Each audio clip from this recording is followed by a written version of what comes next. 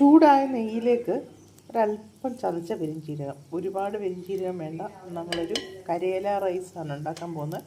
ഇതിന് ഒരുപാട് മസാലകളുടെ ഒന്നും ആവശ്യമില്ല. പാവയ്ക്കായ്ക്ക് വലിയ വലിയ ആരോഗ്യ ഗുണങ്ങളാണുള്ളത്. പ്രമേഹ രോഗികൾ മാത്രമല്ല, കുട്ടികൾക്കും എല്ലാ പ്രായക്കാർക്കും പാവയ്ക്ക വളരെ നല്ലതാണ്. അതിൻ്റെ കരളിനെ ആരോഗ്യത്തിനെ സംരക്ഷിക്കുന്നതിൽ പാവയ്ക്ക ഒന്നാം തരം ആണെന്ന് തന്നെ പറയാം. നമുക്കൊക്കെ വീട്ടിൽ പ്രത്യേകിച്ച് കുട്ടികളെ ഈ പാവയ്ക്ക കഴിപ്പിക്കുക എന്ന് പറഞ്ഞാൽ അമ്മമാർക്ക് വലിയൊരു ബുദ്ധിമുട്ടുള്ള കാര്യമാണ്.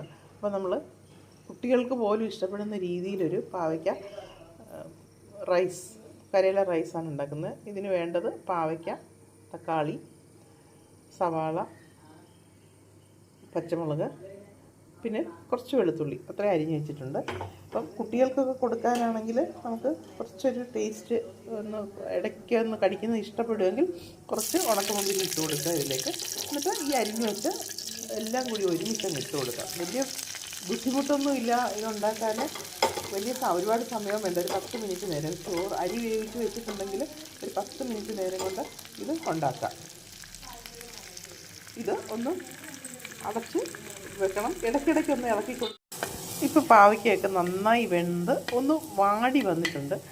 ഒരുപാട് അങ്ങ് വഴറ്റിയിട്ടില്ല, കാരണം അധികം നെയ്യ് ഒഴിച്ചിട്ടില്ല. ഇനി കുട്ടികൾക്കൊക്കെയാണ് കൊടുക്കുന്നത്, നല്ല ടേസ്റ്റിൽ വേണമെന്നുണ്ടെങ്കിൽ കുറച്ചും കൂടെ നെയ്യ് ഒഴിച്ച് നന്നായിട്ട് വഴറ്റിയെടുക്കാം. പക്ഷേ ഇതിപ്പോൾ അങ്ങനെ ചെയ്യുന്നില്ല. കുറച്ച് ചെറിയ അത്യാവശ്യത്തിനൊരു ഫാറ്റ് കണ്ടൻറ്റുമായിട്ട് ചെറിയൊരു നെയ്മയത്തിൽ ചെയ്യാമെന്ന് വെച്ചു. അപ്പോൾ ഇതിലേക്ക് ഞാനിപ്പോൾ വേവിച്ച് വെച്ച് ചോറുകൂടെ അങ്ങ് ഇട്ട് കൊടുക്കുവാണ്. ഇത് സോനാ മസൂരി റൈസാണ് ഞാൻ എടുത്തിരിക്കുന്നത്. ഏത് പച്ചരി ആയാലും മതി. ബിരിയാണി റൈസൊക്കെ ആണെങ്കിൽ കുറച്ച് നല്ല ടേസ്റ്റി ആയിരിക്കും. ഏത് പച്ചരി ആയാലും വേവിച്ചിട്ട് ഇത് ഇട്ട് കൊടുത്താൽ മതി. നന്നായിട്ടൊന്ന് മിക്സ് ചെയ്തെടുക്കണം. കാണാനും നല്ല ഭംഗിയാണ്. പാവയ്ക്കയുടെ പച്ച നിറവും തക്കാളിയുടെ ചുവപ്പ് നിറവും എല്ലാം കൂടി കാണാൻ നല്ല ഭംഗിയാണ്. അതിനകത്ത് ഞാനിപ്പം മഞ്ഞൾപ്പൊടി ഇട്ടിട്ടില്ല. മഞ്ഞൾപ്പൊടി ഇട്ടാൽ മഞ്ഞ നിറം കൂടെ വരും. ഇത് ആ ഒരു വെള്ളം, ചോറിൻ്റെ വെള്ള നിറം അങ്ങനെ നിൽക്കട്ടെന്ന് വെച്ച് ഇത്